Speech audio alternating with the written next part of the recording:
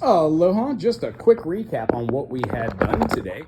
We discussed a couple different things as far as notation goes. When we have a whole note, we play that for 1, 2, 3, 4, or sing.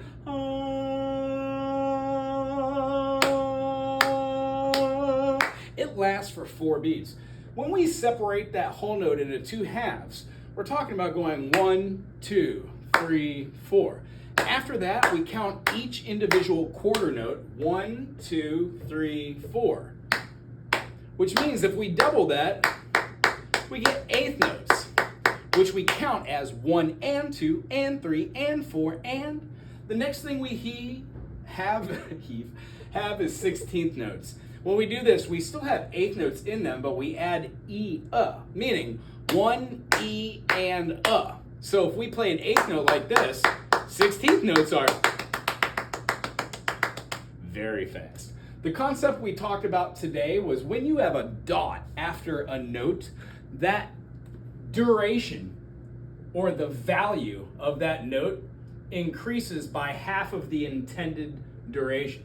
Meaning, a half note is worth 2 beats in 4/4. So when we have 2 beats, 1, 2, and add half of a half note, we're adding a quarter note. So that gives us 3 beats. In a measure of 4/4, we would still have 1 note left. Thusly, we can play a quarter note. This would do something called completion of a measure, meaning that there are 4 notes per measure and that the quarter note receives the beat. There's a quarter note right here. Just because I wrote a half note doesn't mean that the half note played as a dot is not worth 3 quarter notes. 1, 2, 3, 4. That's a complete measure. What we did when we talked about dotted notes, we moved them over to a grand staff, or not a grand staff, just a single staff, the G clef to be exact. We talked about when we play in 4/4 or common time, the tempo that is dictated or assessed gives us 4 beats per measure. When we play 3/4 or 6/8, that means there would be 6 beats per measure or 3 beats per measure. The measure that we chose was called 3/4 because each one of these measures has 1, 2, 3, 1, 2, 3. In the key of C major, which has no sharps or no flats, I asked you to pick random notes, and then we put them together, and this is what it sounded like. We have a dotted half note on C, middle C. 1, 2, 3. We go up a major second to the D and play it as an eighth note.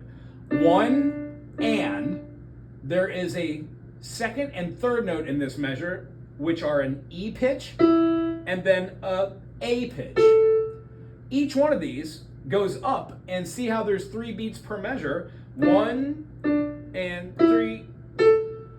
Our next measure has a harmony. This is called, what is it? It's a major 6, D to B. And then we have an F as quarter notes. And then the last phrasing we end on is a whole note, formed as a triad of a C, E, and a G for a C major. This is what a well-balanced piece of music looks like. You wrote this. Here's what it sounds in form.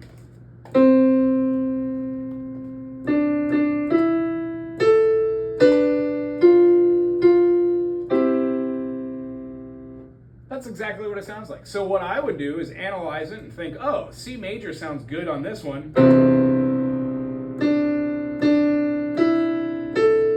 And then when we go to our D and B, I would probably do like a B minor. And then go to an F sus. And then back to a C.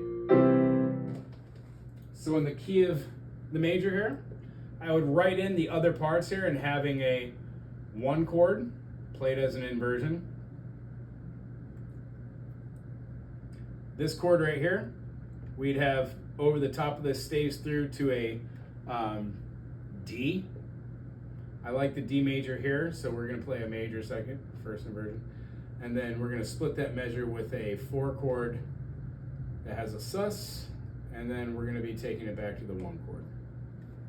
So this is a little bit of music theory. I know this is way above our time, but this is what we look at when we're analyzing music. This would feel good to play it as a melody. So what I'd like you to try to do is internalize this melody.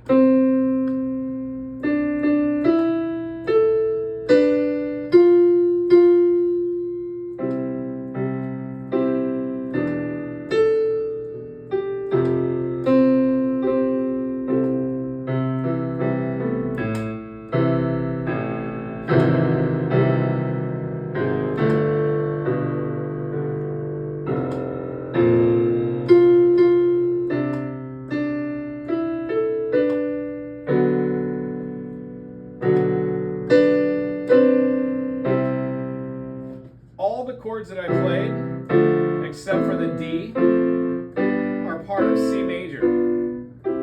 In fact, that melody could have had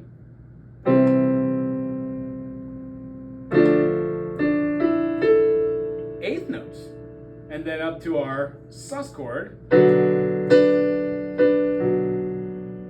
or our diminished maybe.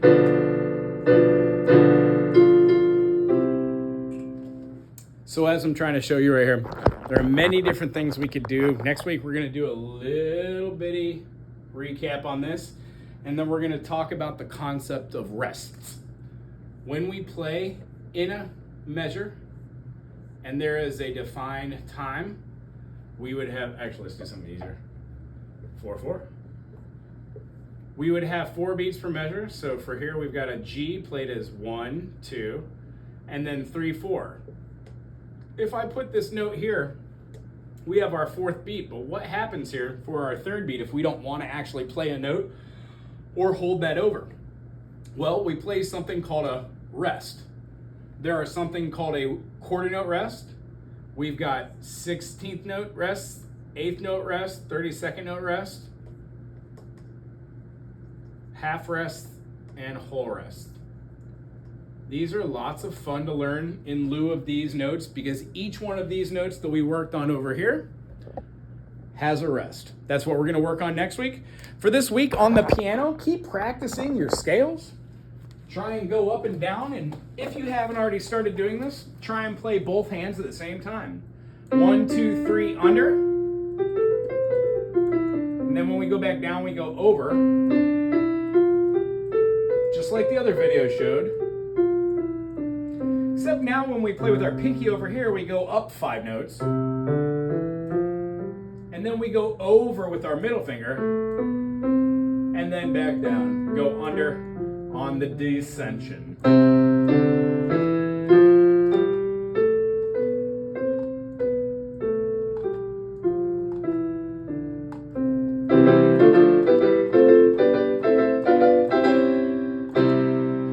Very good seeing you today. Aloha.